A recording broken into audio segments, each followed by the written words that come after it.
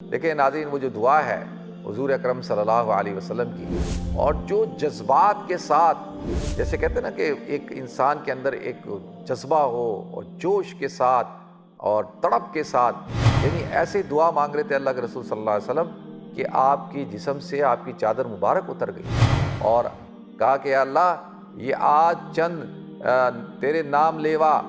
مٹھی بھر مسلمان جو ہیں، یہ تیرے نام لیوا اگر مٹ گئے تو قیامت تک تیرا نام لینے والا کوئی نہیں۔ یہ بڑے ایسے الفاظ ہیں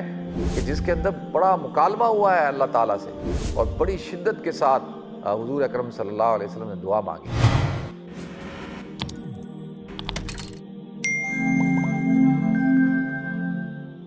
محترم ناظرین کرام، بزرگان دین اور میری عزیز ماؤں اور بہنوں بھائیوں، السلام علیکم ورحمۃ اللہ وبرکاتہ۔ میں آپ کا میزبان عبدالوہاب آپ کو پروگرام رحمت رمضان میں خوش آمدید کرتا ہوں۔ ناظرین، الحمدللہ اللہ رب العزت کا فضل و احسان کہ اللہ تعالیٰ نے ہمیں رمضان کا مہینہ عطا فرمایا، اور رمضان کا مہینہ اپنی برکتوں کے ساتھ رواں دواں ہے۔ الحمدللہ پہلا عشرہ بھی اختتام کو پہنچ چکا، دوسرے عشرے کا آج 17واں روزہ ہے، 18ویں شب ہوگی، اور اللہ کی ذات سے کبھی امید ہے کہ انشاءاللہ اللہ تعالیٰ اس عشرے کی برکات بھی ہم سب کو عطا فرمائیں گے۔ یہ عشرہ مغفرت کا عشرہ ہے، اللہ تعالیٰ میری اور آپ کی ہم سب کی مغفرت فرمائے۔ ناظرین، بقیہ کچھ ایام رہ گئے ہیں، اور بس ان کو بھی ہم نے اچھی طرح سے گزارنا ہے، ان کی قدر کرنی ہے، اور انشاءاللہ اللہ تعالیٰ اپنا فضل فرمائیں گے۔ اور رمضان مجھے پورا یقین ہے کہ آپ حضرات کا خیر و عافیت کے ساتھ گزر رہا ہوگا۔ الحمدللہ رمضان کی برکتیں آپ حضرات سمیٹ رہے ہوں گے، اور الحمدللہ میرا بھی کافی مصروف رمضان گزر رہا ہے، اور آپ حضرات کے لیے جہاں بھی جاتا ہوں آپ حضرات کے لیے ضرور دعا مانگتا ہوں کہ اللہ تعالیٰ آپ حضرات کو اپنی حفظ و امان میں رکھے، اللہ تعالیٰ آپ پر اپنی رحمتیں برکتیں نازل فرمائے۔ تو الحمدللہ یہ ویکینڈ بھی بہت اچھا گزرا، آپ حضرات کا بھی بہت اچھا گزرا ہوگا، موسم بھی بہت اچھا ہو گیا، اسکول کی چھٹیاں بھی ہیں، الحمدللہ بچوں کے ساتھ بھی کافی وقت گزارنے کو مل رہا ہے، ان کو بتایا جا رہا ہے، آپ حضرات بھی بتا رہے ہیں، ہم سب بتا رہے ہیں کہ بھئی رمضان کیا ہے، رمضان کا مقصد کیا ہے، روزے کیوں فرض کیے گئے۔ الحمدللہ تراویح، افطاری، سحری، یہ ساری چیزیں اللہ تعالیٰ کی طرف سے ہمیں عطا کی گئی ہیں اس مہینے میں۔ تو الحمدللہ ایک ایٹماسفیئر کریٹ ہوا ہے گھروں کے اندر اور مسجدوں کے اندر، محلوں کے اندر، اللہ تعالیٰ اس ماحول کو قائم و دائم رکھے۔ تو ناظرین، 17 رمضان المبارک بڑا ایک تاریخی دن ہے۔ جب بھی رمضان المبارک کا مہینہ آئے گا، اور اس میں جب 17 رمضان المبارک کی تاریخ آتی ہے، تو ہمیں ایک عظیم الشان واقعے کی طرف یہ نشاندہی کرتا ہے یہ دن، اور اس واقعے کی طرف یاد دلاتا ہے کہ جس کو یوم الفرقان کہا جاتا ہے، جس کو یوم البدر کہا جاتا ہے۔ اللہ تعالیٰ نے جس کے بارے میں قرآن پاک میں ارشاد فرمایا وَلَقَدْ نَصَرَكُمُ اللَّهُ بِبَدْرٍ وَأَنْتُمْ أَذِلَّةٌ، کہ اللہ تعالیٰ نے تمہاری بدر کے میدان میں مدد کی اور تم اس وقت کمزور تھے۔ اور دیکھیں، یہ یوم بدر یا یوم الفرقان، فرقان کہتے ہیں عربی زبان میں جو فرق کر دے حق اور باطل کے درمیان، تو یوم بدر کو یوم الفرقان اس لیے کہا جاتا ہے کہ اس نے بھی جو ہے وہ باطل اور حق کے درمیان تفریق کر دی، ایک بہت بڑی دیوار کھڑی کر دی، لکیر کھینچ دی کہ یہ حق والے ہیں، یہ باطل والے ہیں، اور اللہ تعالیٰ نے کس طریقے سے اہل حق کو کامیاب کیا۔ تو لہذا ناظرین، 17 رمضان المبارک یوم بدر کے حوالے سے گفتگو ہوگی، اور ہمیشہ ہوتی ہے ہر سال، جب سے الحمدللہ ٹی وی کا پروگرام شروع کیا، الحمدللہ آج جو ہے وہ 16-17 سال ہو گئے ٹی وی پہ شو کرتے ہوئے، اور رمضان مبارک ہمیشہ میرا آپ حضرات کے ساتھ ہی گزرا ہے۔ تو اور ہمیشہ ہر سال 17 رمضان مبارک کو ہم اصحاب بدر کو خراج تحسین پیش کرتے ہیں، غزوہ بدر کے حوالے سے گفتگو کرتے ہیں۔ تو ناظرین، غزوہ بدر سن 2 ہجری اور جمعہ کا دن تھا، اور حضور اکرم صلی اللہ علیہ وسلم مدینہ منورہ ابھی آئے تھے، آپ سیٹل ہی ہوئے تھے، سیٹل ہونے کی ابھی مطلب تیاری تھی۔ اس وقت مسلمان تو بہت کمزور تھے۔ قرآن کہتا ہے نا وَاذْكُرُوا إِذْ أَنْتُمْ قَلِيلٌ مُسْتَضْعَفُونَ فِي الْأَرْضِ، کہ تم اس وقت کو یاد کرو کہ جب تم لوگ بہت تھوڑے تھے، مستضعفون فی الارض، کہ تم زمین پر بہت ضعیف تھے، اور تمہیں اس وقت یہ خوف تھا کہ لوگ تمہیں اچک لیں گے۔ تو ابھی مسلمان سیٹل ہی ہوئے تھے، مکہ سے آئے، مدینہ منورہ میں حضور اکرم صلی اللہ علیہ وسلم نے مواخات قائم کیا انصار اور مہاجر صحابہ کے درمیان، اور جو قبائل تھے یہود قبائل ان کے ساتھ میثاق مدینہ آپ نے کی، اور یہ ابھی شروع کی صورتحال ہے۔ تو لہذا ناظرین، یہ جو حضرات ہیں مکہ کے لوگ، اب ان لوگوں کو تشویش لاحق ہو گئی کہ بھئی پہلے تو مسلمان مکہ کے اندر تھے تو ان کے ظلم و ستم کا شکار ہو رہے تھے، اور پھر وہاں سے جب وہ نکلے ہیں تو اب یہاں سے دعوت تبلیغ کا کام بھی شروع ہو گیا۔ تو یہ جو مکہ کے لوگ ہیں انہوں نے پلان کیا کہ کسی طریقے سے مسلمانوں کو اب ختم کر دیا جائے، اور ایک بار حملہ کرتے ہیں اور مسلمانوں کو نیست و نابود کر دیتے ہیں، یا ان کا نام و نشان صفحہ ہستی سے مٹا دیتے ہیں۔ تو لہذا ناظرین، اسی تیاری کے اندر ابو سفیان جو اس وقت مکہ کے سردار تھے اور مسلمان نہیں ہوئے تھے، انہوں نے ایک کاروان تشکیل دیا، تجارتی کاروان، اور اس کے اندر لوگوں نے اپنی جمع پونجی انویسٹ کی، اور اسی طریقے سے عورتوں نے اپنا زیور تک دے دیا۔ اور پلان کیا تھا؟ پلان یہ تھا کہ یہ قافلہ جائے گا شام، اور یہ سارا مال تجارت لے کر جائے گا، وہاں پر فروخت کرے گا، اور پھر وہاں سے مال تجارت لائے گا، یہاں فروخت کرے گا، اس کے نفع سے طاقت حاصل کی جائے گی، مالی طور پر ساز و سامان خریدا جائے گا اور اسلحہ خریدا جائے گا، اور مسلمانوں پر حملہ کر کے مسلمانوں کو ختم کر دیا جائے گا۔ تو لہذا ناظرین، حضور اکرم صلی اللہ علیہ وسلم کو بھی یہ خبریں مل رہی تھی،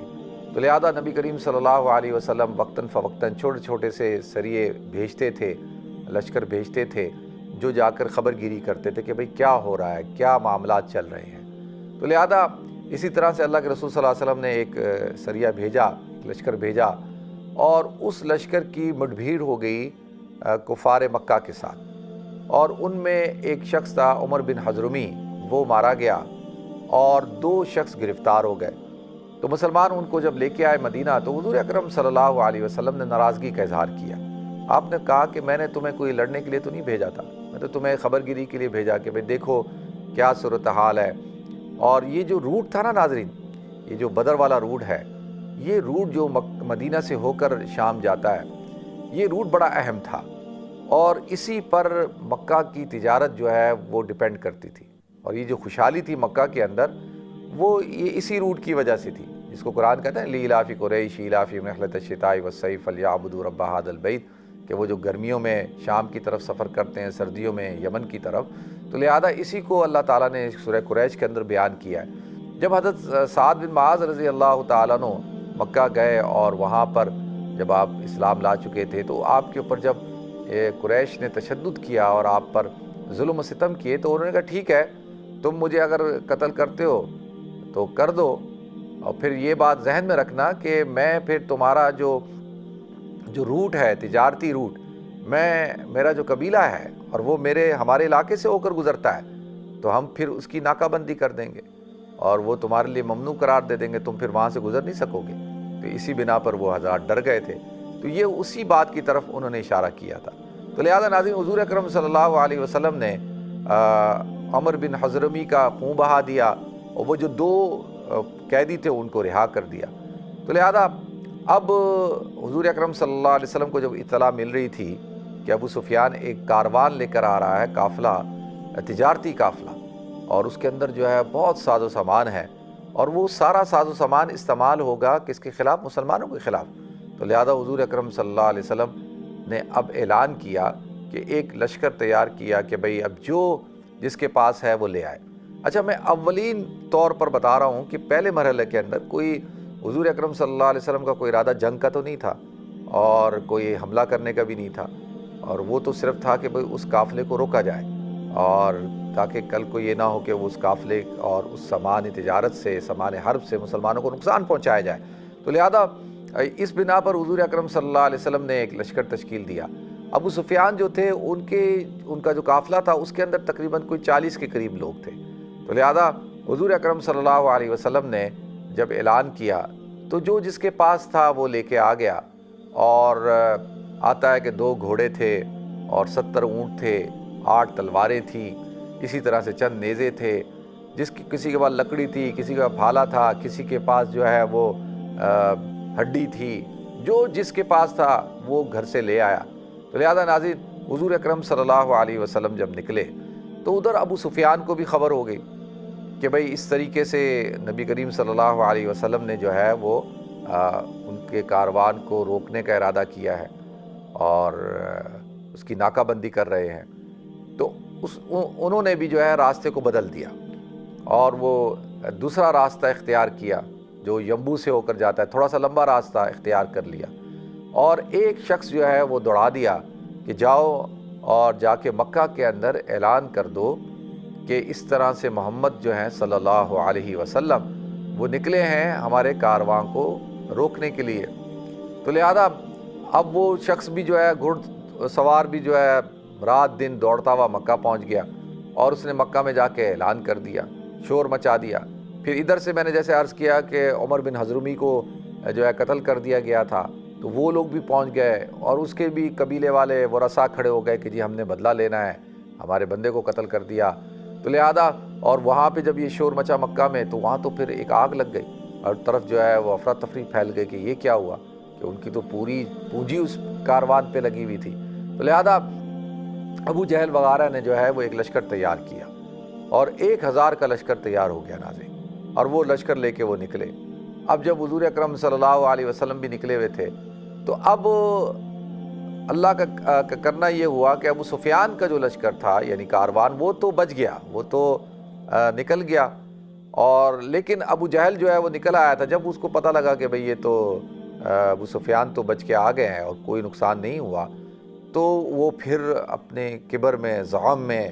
جو ہے اس نے کہا نہیں، اب تو ہم نے اب نکل ہی آئے ہیں تو اب بس آ کر جو ہے ہم ان کو ختم کرتے ہیں، مدینہ منورہ کو جا کے مسلمانوں کو، اور اپنے ساتھ جو اونٹ لائے ہیں وہ ذبح کریں گے، شراب کباب کی محفلیں لگائیں گے، لونڈیاں لائیں ان کو نچائیں گے، جشن بنائیں گے اور مسلمانوں کو ایک ہی دفعہ ختم کر دیتے ہیں۔ اتنا بڑا لشکر تیار ہو چکا ہے۔ تو لہذا ناظرین، حضور اکرم صلی اللہ علیہ وسلم کو جب اطلاع ملی کہ بھئی یہ تو ایسا ہو گیا، تو اب حضور اکرم صلی اللہ علیہ وسلم نے صحابہ سے مشورہ کیا کہ بھئی آپ حضرات کی کیا رائے ہے کہ اب ہمیں کیا کرنا چاہیے۔ تو لہذا صحابہ نے کہا، مہاجر صحابہ نے کہا بالکل یا رسول اللہ، اب جب ہم نکل ہی آئے ہیں تو ہمیں مقابلہ کرنا چاہیے، اور ہم ایسے نہیں ہیں کہ جیسے کہ حضرت موسیٰ علیہ السلام اور ان کی قوم کہ اذهب انت وربک فقاتلا انا ہاہنا قاعدون، اے موسیٰ تم اور تمہارا رب جا کے لڑے، انا ہاہنا قاعدون، ہم یہاں بیٹھے۔ ہم وہ نہیں ہیں، ہم آپ کے ساتھ ہیں، آگے سے پیچھے سے دائیں سے بائیں سے ہم اپنی گردنیں قربان کر دیں گے۔ تو پھر حضور نے پوچھا، حضرت مقداد بن اسود کھڑے ہوئے، انہوں نے بھی کہا یا رسول اللہ ہم آپ کے ساتھ ہیں، آپ نکلیں اللہ کا نام لے کے۔ بس اب جب نکل آئے ہیں تو مقابلہ کرنا ہے، کیونکہ دیکھیں اس وقت میں کوئی اتنا ساز و سامان نہیں تھا، کوئی ایسی تیاری نہیں تھی۔ جب اللہ کہہ رہا ہے کہ تم لوگ قلیل تھے، تم لوگ ضعیف تھے، اذ کنتم قلیل مستضعفون فی الارض واذکروا اذ انتم قلیل مستضعفون فی الارض، کہ تم تو قلیل بھی تھے اور ضعیف بھی تھے اور کمزور بھی تھے۔ تو اب حضور اکرم صلی اللہ علیہ وسلم جو ہے وہ پھر آپ نے کہا بھئی بتاؤ کیا ارادہ ہے، کیا کرنا ہے۔ تو جو انصار صحابہ ہیں، دیکھیں جو حضور اکرم صلی اللہ علیہ وسلم سے جو انصار صحابہ نے بیعت کی تھی اور آپ جب مدینہ منورہ ہجرت کر کے آئے تھے، تو اس میں یہ تھی کہ بھئی ہم مدینہ منورہ میں آپ کی حفاظت کریں گے اور آپ کو اپنی جانوں سے بڑھ کر جو ہے آپ کی جان کی حفاظت کریں گے، اور کوئی حملہ آور ہوگا تو ہم آپ کا دفاع کریں گے، ہم اس سے لڑیں گے۔ یہ طے نہیں تھا کہ بھئی مدینہ سے نکل کر جو ہے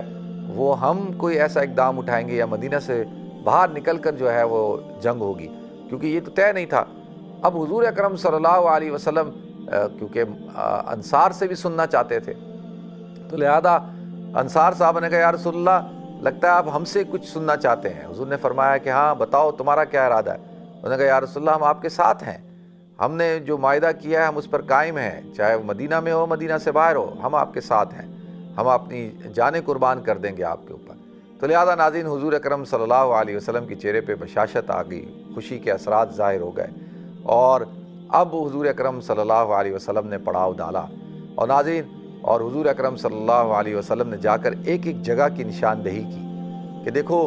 اس جگہ ابو جہل مارا جائے گا، اس جگہ عتبہ، اس جگہ شیبہ، اس جگہ ولید۔ تو تو لہذا دیکھیں یہ، اور بالکل ویسے ہی ہوا کہ جیسا کہ حضور اکرم صلی اللہ علیہ وسلم نے مینشن کیا تھا جب جنگ بدر ہوئی ہے، تو جو جو جگہ آپ نے جس کفار کے بارے میں نشاندہی کی تھی کہ یہاں پہ یہ مارا جائے گا، اسی جگہ پہ وہ مارے گئے۔ تو لہذا ناظرین اب ابو جہل کا لشکر بھی آ گیا، کفار کا لشکر بھی آ گیا، 1000 کا لشکر، کہاں 1000 اور کہاں جو ہے وہ 313۔ اب دیکھیں اللہ تعالیٰ نے کس طریقے سے جو ہے ان کی مدد کی۔ وَلَقَدْ نَصَرَكُمُ اللَّهُ بِبَدْرٍ وَأَنْتُمْ أَذِلَّةٌ فَاتَّقُوا اللَّهَ لَعَلَّكُمْ تَشْكُرُونَ إِذْ تَقُولُ لِلْمُؤْمِنِينَ أَلَنْ يَكْفِيَكُمْ أَنْ يُمِدَّكُمْ رَبُّكُمْ بِثَلَاثَةِ آلَافٍ مِّنَ الْمَلَائِكَةِ مُنْزَلِينَ بَلَىٰ إِن تَصْبِرُوا وَتَتَّقُوا وَيَأْتُوكُم مِّن فَوْرِهِمْ هَٰذَا يُمْدِدْكُمْ رَبُّكُم بِخَمْسَةِ آلَافٍ مِّنَ الْمَلَائِكَةِ مُصَوِّمِينَ۔ پہلے اللہ تعالیٰ نے 3000 فرشتوں کو، یعنی ایک کافر کے مقابلے میں اللہ نے 3 فرشتوں کو بھیجا، اور پھر اللہ تعالیٰ نے اور آگے ارشاد فرمایا، پھر مدد کے لیے اللہ تعالیٰ نے جو ہے 5000 فرشتوں کی جماعت کو نازل فرمایا۔ تو لہذا ناظرین فرشتے مسلمانوں کی مدد کو اترے، اور جنگ بدر حضور اکرم صلی اللہ علیہ وسلم نے دعا مانگی۔ دیکھیں ناظرین وہ جو دعا ہے حضور اکرم صلی اللہ علیہ وسلم کی، اور جو جذبات کے ساتھ اور فرتے جیسے کہتے ہیں نا کہ ایک انسان کے اندر ایک جذبہ ہو اور جوش کے ساتھ اور تڑپ کے ساتھ، یعنی ایسے دعا مانگ رہے تھے اللہ کے رسول صلی اللہ علیہ وسلم کہ آپ کی جسم سے آپ کی چادر مبارک اتر گئی، اور کہا کہ اللہ یہ آج چند تیرے نام لیوا مٹھی بھر مسلمان جو ہیں، یہ تیرے نام لیوا اگر مٹ گئے تو قیامت تک تیرا نام لینے والا کوئی نہیں۔ یہ بڑے ایسے الفاظ ہیں کہ جس کے اندر بڑا مکالمہ ہوا ہے اللہ تعالیٰ سے، اور بڑی شدت کے ساتھ حضور اکرم صلی اللہ علیہ وسلم نے دعا مانگی۔ تو لہذا ناظرین اس سے علماء 2 باتیں کہتے ہیں۔ علماء کہتے ہیں اس سے ہمیں مثال کیا ملتی ہے، ہمیں درس کیا ملتا ہے، کہ ایک تو یہ ہے کہ جو کچھ آپ کے پاس ہے، جو اسباب ہیں آپ کے پاس، وہ سارے اسباب آپ اختیار کریں۔ پہلے اسباب کو اختیار کریں، جیسے حضور اکرم صلی اللہ علیہ وسلم نے کیا کہ جس کے پاس جو کچھ تھا، جو 2 گھوڑے، 70 اونٹ اور 8-10 تلواریں، اسی طرح سے جو ہے 10-12 نیزے، اور اسی طرح ڈنڈے، پھالے، اور جو ہے جو ہڈیاں، جو کچھ بھی تھا، کہا کہ سب لے آؤ پہلے۔ تو اصول کیا ہے کہ جو آپ کے پاس اسباب موجود ہیں ان سب اسباب کو پہلے جمع کرو، اور پھر اس کے بعد اللہ پہ بھروسہ کرو، اللہ پہ توکل کرو، پھر دعا مانگو، اسباب اختیار کر کے دعا مانگو۔ حضور اکرم صلی اللہ علیہ وسلم نے یہ مثال دی۔ تو لہذا ناظرین جب میدان بدر کا جو ہے وہ قائم ہوا تو وہاں سے ولید، عتبہ اور جو ہے شیبہ وہ نکلے، اور انہوں نے کہا کہ کون ہے ہمارا مقابلہ کرے گا؟ تو یہاں سے کچھ انصار نکلے، تو کہا نہیں، ہمیں تم سے نہیں لڑنا، تم سے ہماری کوئی لڑائی نہیں ہے، اور کہا کہ حضور اکرم صلی اللہ علیہ وسلم کو کہا کہ ہماری قوم کے لوگوں کو بھیجو اور ان سے ہماری لڑائی، یہ کیا زمینداری کرنے والے لوگوں کو ہمارے سامنے لا رہے ہیں، یہ ہماری شان کے مطابق نہیں ہے، ہمارے پلے کے نہیں ہیں۔ تو لہذا ناظرین حضرت حمزہ رضی اللہ تعالیٰ عنہ، حضرت علی رضی اللہ تعالیٰ عنہ اور حضرت عبید، یہ جو ہیں یہ 3 صحابہ، اور یہ تینوں حضور اکرم صلی اللہ علیہ وسلم کے، دیکھیں حضرت حمزہ تو چچا ہیں، اور حضرت علی جو ہے وہ چچا زاد بھائی ہیں، اور حضرت عبید بھی چچا زاد بھائی ہیں۔ تو لہذا ان تینوں کو جو اپنے گھر کے اہل بیت تھے، گھر والے تھے، ان کو مقابلے میں بھیجا۔ تو لہذا حضرت علی کے مقابلے میں تو ولید تھا، اور حضرت حمزہ کے مقابلے میں عتبہ، اور حضرت عبید کے مقابلے میں جو ہے وہ شیبہ۔ تو لہذا حضرت حمزہ تو سپہ سالار تھے، بڑے جانباز اور جنگجو قسم کی شخصیت تھے۔ آپ حضرات کو پتہ ہے کہ جب حضرت حمزہ احد میں جب شہید ہوئے ہیں تو اللہ تعالیٰ، جب حضور اکرم صلی اللہ علیہ وسلم کو خبر ملی تو حضور صلی اللہ علیہ وسلم بہت غمگین تھے، بہت رو رہے تھے۔ تو اللہ تعالیٰ نے کہا کہ حمزہ جو ہے اسد اللہ و اسد رسول، اللہ تعالیٰ نے اپنے عرش پر لکھا ہے کہ حمزہ اللہ اور اس کے رسول کا شیر ہے۔ تو لہذا جو اللہ اور اس کا رسول کا، انہوں نے تو ایک ہی وار کے اندر جو ہے نا اس کا سر و قلم کر دیا عتبہ کا، اور پھر جو ہے حضرت علی نے جو ہے ولید کا کام تمام کر دیا۔ لیکن حضرت عبید جو تھے، شیبہ نے جو ہے وہ ان پر حملہ کیا، جس سے ان کی ٹانگ جو ہے وہ کٹ گئی اور یہ زخمی ہو گئے، اور قریب تھا کہ وہ ان کو شہید کر دیتا، لیکن حضرت حمزہ رضی اللہ تعالیٰ عنہ آگے بڑھے اور انہوں نے آ کے حضرت حمزہ اور حضرت علی نے جو ہے وہ شیبہ کو بھی ختم کر دیا۔ پھر جنگ شروع ہو گئی ناظرین۔ آپ حضرات کے علم میں ہے کہ 70 کفار مارے گئے اور 70 جو ہے وہ گرفتار ہوئے، اور مسلمانوں میں سے 14 جو ہے مسلمان شہید ہوئے، 8 جو تھے وہ انصاری صحابہ تھے اور 6 جو تھے وہ مہاجر صحابہ کرام تھے۔ تو یہ 14 صحابہ کرام جو ہے وہ شہید ہوئے، اور یہ یوم الفرقان جو اس کو کہا جاتا ہے نا، وہ ایسے نہیں ناظرین، اس سے کیا ہو، اس کو ایک طرح سے آپ سمجھیں کہ یہ فتح مبین ہے، اور یہ حضور اکرم صلی اللہ علیہ وسلم جو دین لے کر آئے اس دین کے غلبے کا یہ پہلا جو ہے وہ منظر تھا۔ دیکھیں مکہ کے اندر تو یہاں تک کہ آپ کو اجازت نہیں تھی کہ آپ اپنا ڈیفنس بھی کریں، یعنی سم ٹائم آپ اپنی بچاؤ کے لیے بھی ہاتھ اٹھاتے ہیں نا، مثال کے طور پر کسی نے آپ پہ حملہ کیا تو آپ جو ہے وہ ڈیفینسو موو لیتے ہیں، آپ اپنے بچاؤ کے لیے حملہ کرتے ہیں۔ مکہ میں تو یہ بھی اجازت نہیں تھی، اگر کوئی تشدد کر رہا ہے، کوئی حملہ کر رہا ہے، برداشت کرو، اور جو ہے وہ